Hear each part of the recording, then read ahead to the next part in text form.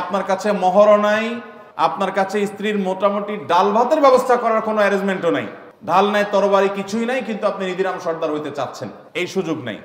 যদি আপনার মোহর দেওয়ার কোনো ব্যবস্থা না থাকে, ডাল ভাতের জোগাড় করারও ব্যবস্থা না থাকে, তাহলে ফাআলাইকা বিসসাওম, নবীজির নির্দেশ অনুযায়ী আপনি রোজা রাখবেন। বিয়ে করবেন তখন যখন আপনি মিনিমাম মোহরের ব্যবস্থা করবেন, ডাল ভাতের জোগাড় করতে পারবেন। তথাকথিত পায়ে দাঁড়ানোর দরকার নাই, ডাল ভাতের জোগাড় বউয়ের করতে পারলে, মোহর ব্যবস্থা করতে পারলে আপনি বিয়ে করবেন। এরপরে যেটুকু টানাটানি আছে, আল্লাহর ওয়াদা আছে আপনাকে অভাব দূর করে দিবেন। কয়েকজন সালাফ, ওমর রাদিয়াল্লাহু আনহু সহ কয়েকজন সালাফ থেকে বর্ণিত হয়েছে, আজাবান লিমান তালাবাল গিনা মিন গায়রি নিকাহ, ওই ব্যক্তিকে দেখে আমার আশ্চর্য হয় যে ব্যক্তি সচ্ছলতা চায় অথচ বিয়ে করে না। কারণ বিয়ে করলে আরেকজন যে আসবে তার রিজিকও আল্লাহ তাআলা নিয়েছেন না নেন নাই, অতএব তার রিজিক সহকারে আসবে ইনশাআল্লাহ বিইذنিল্লাহ। বিদায় এই হাদিসগুলো থেকে বোঝা যায় এবং আয়াত থেকে বোঝা যায় যে বিয়ে, এটার মাধ্যমে আল্লাহ রাব্বুল আলামিন মানুষের জীবনে বরকত দান করেন, বরকত নাজিল করেন।